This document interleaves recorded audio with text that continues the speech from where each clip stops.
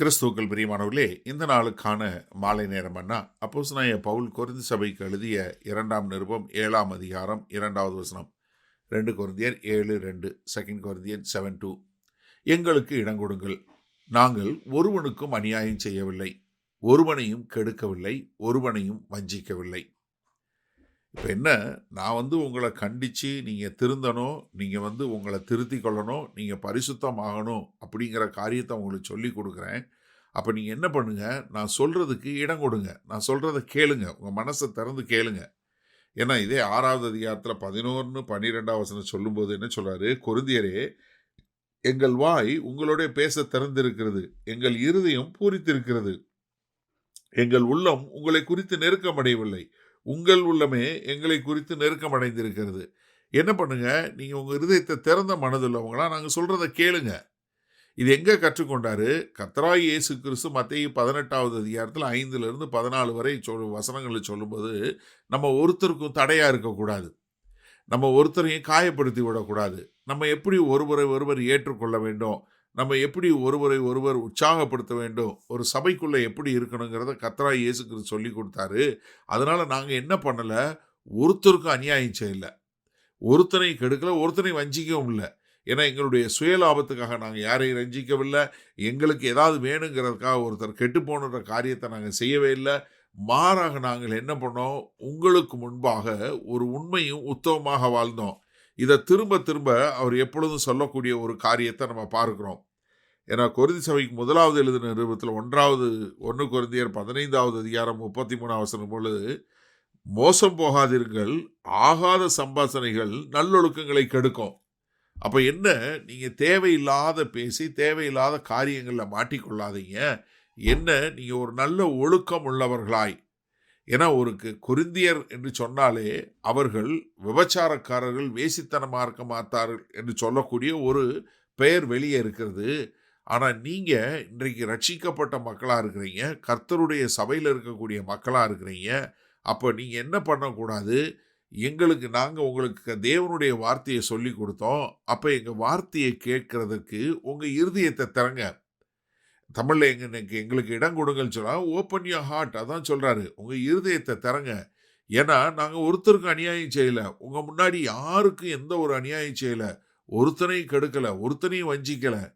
நம்ம பழைய ஏற்பாட்டில் யாக்கோபு சொல்கிறாரு, அவங்க மாமனார் லாபான்ட்ட சொல்கிறத நம்ம பார்க்குறோம்.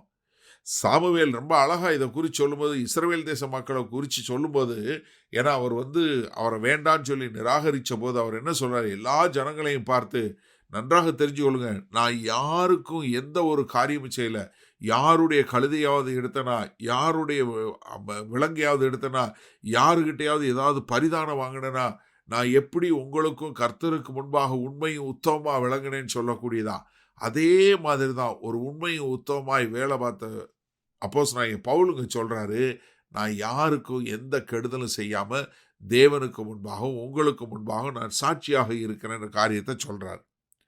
சரி, இதனால் இந்த வசனத்தை நம்ம எப்படி எடுத்துக்கொள்வது?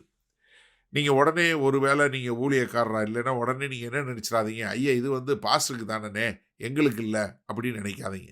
நீங்கள் யாராக இருந்தாலும் சரி, ஒரு கிறிஸ்தவன் என்று சொன்னால் உங்களுடைய குணாதிசயம் எப்படிப்பட்டதாக இருக்கணும், தேவனுடைய காரியங்களுக்கு நாம் திறந்த இருதயம் உள்ளவர்களாக இருக்க வேணும். அதே சமயத்தில் நம்ம யாருக்கும் எந்த ஒரு அநியாயமோ, எந்த ஒரு கெடுதலோ, எந்த ஒரு வஞ்சனையும் இல்லாமல் நாம் நடந்து கொள்ள வேண்டும். என்ன, பரிசுத்த தேவன் எனக்குள்ளே இருக்கிறாரு, நான் தான் அந்த பரிசுத்த ஆலயம். அப்போ என்னை பார்ப்பவர்கள் எனக்குள்ளே இருக்க கர்த்தரை பார்க்கணுன்னா என் வாழ்க்கை மாறுபட்டதை பார்க்க வேண்டும். இன்றைக்கு அநேகர் கிறிஸ்தவர்கள் என்று சொல்லிக்கொண்டு அவர்கள் செய்கிற காரியங்கள் வேத வசனத்திற்கு எதிராக இருக்கிறதுனால தான் அநேகர் கிறிஸ்துவை நிராகரிக்கக்கூடிய காரியம். நான் சில நேரில் சொல்வதும் உண்டு, சிலர் நான் கிறிஸ்தவன் சொல்லாமல் இருந்தாலே அதே பெரிய புண்ணியம், அதுவே அவங்க செய்யக்கூடிய ஒரு பெரிய ஊழியன்னு சொல்லுவேன். காரணம் என்னென்னா, இவர்கள் பூரா பணத்திற்காகவும் தங்களுடைய சுய லாபத்திற்காகவும் வேற எதையாவது யாருக்கிட்டையாவது ஏமாற்றி காசை வாங்க, ஏமாற்றி இடத்த வாங்க, இல்லை ஏமாற்றி மக்களை ஏமாற்றி பணம் வசூல் பண்ண, இப்படி அநேக காரியங்களை செய்து அவர்கள் தங்களை கெடுத்து கொள்வது மாத்திரமல்ல, தேவனுடைய நாமம் தூசிக்கப்படுவதற்கு இவர்களும் ஒரு காரணமாய் போய்விடுவதை பார்க்கிறோம். அதனால் இன்றைக்கு இந்த செய்தியை கேட்டுக்கொண்டு இருக்கிற ஒவ்வொருவரும் நீங்கள் அப்போஸ்தலனாகிய பவுலை பாருங்க, பழைய ஏற்பாட்டில் உள்ள சாமுவேலை பாருங்க, இல்லை அதற்கு முன்பாக இருந்த யாக்கோபை பாருங்க. எல்லாரும் எப்படி இருந்தாங்க? கர்த்தருக்கு முன்பாக உண்மையாக வாழ்ந்தாங்க, யாருக்கும் எந்த ஒரு தீங்கு செய்யாம. அப்போ ஒரு கிறிஸ்தவன் என்று சொல்லக்கூடியவன் தன்னுடைய சாட்சி சரியான முறையில் விளங்க வாழ கற்றுக்கொள்வோமா? வல்ல பிதாவே, இந்த அருமையான நல்ல நாளுக்காய் நன்றி. இந்த செய்தியை கேட்டுக்கொண்டு இருக்கிற ஒவ்வொருவரும், ஆமாண்டவரே, உம்முடைய வார்த்தையின்படி வாழ்ந்து தங்கள் சாட்சிகளை பாதுகாத்து கொண்டு அதன் மூலமாய்